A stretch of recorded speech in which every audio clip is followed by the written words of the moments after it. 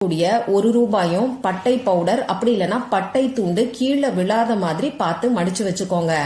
இப்படி மடிச்சு வச்சிருக்கக்கூடிய பேப்பரை உங்க இடது கையில வச்சுக்கிட்டு வலது கையால இந்த பேப்பரை மூடிக்கிட்டு உங்களை தேடி பணம் வர்ற மாதிரி கற்பனை பண்ணி பாருங்க.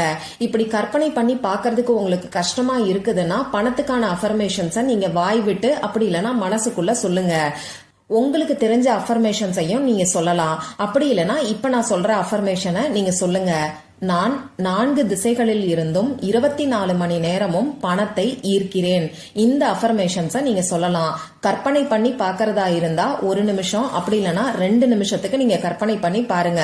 அஃபர்மேஷன் சொல்ற மாதிரி இருந்தாலும் 2 நிமிஷம் வரைக்கும் இந்த அஃபர்மேஷன்ஸை நீங்க சொல்லுங்க.